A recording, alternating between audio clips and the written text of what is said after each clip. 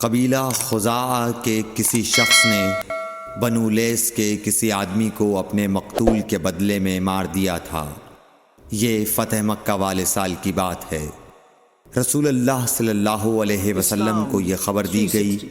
آپ نے اپنی اونٹنی پر سوار ہو کر خطبہ پڑھا اور فرمایا کہ اللہ نے مکے سے قتل یا ہاتھی کو روک لیا۔ امام بخاری رحمۃ اللہ علیہ فرماتے ہیں اس لفظ کو شک کے ساتھ سمجھو۔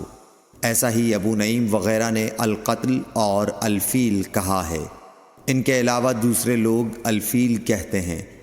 پھر رسول اللہ صلی اللہ علیہ وسلم نے فرمایا کہ اللہ نے ان پر اپنے رسول اور مسلمانوں کو غالب کر دیا، اور سمجھ لو کہ وہ مکہ کسی کے لیے حلال نہیں ہوا، نہ مجھ سے پہلے اور نہ آئندہ کبھی ہوگا، اور میرے لیے بھی صرف دن کے تھوڑے سے حصے کے لیے حلال کر دیا گیا تھا۔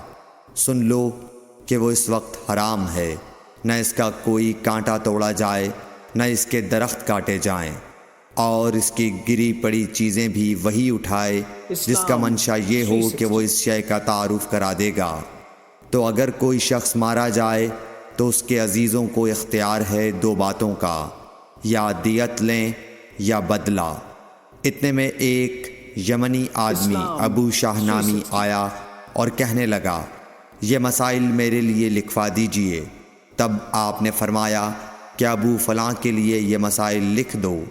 تو ایک قریشی شخص نے کہا یا رسول اللہ مگر اذخر، یعنی اذخر کاٹنے کی اجازت دے دیجئے، کیونکہ اسے ہم گھروں کی چھتوں پر ڈالتے ہیں یا مٹی ملا کر اور اپنی قبروں میں بھی ڈالتے ہیں۔ یہ سن کر رسول اللہ صلی اللہ علیہ وسلم نے فرمایا کہ ہاں مگر اذخر۔ صحیح بخاری حدیث نمبر 112۔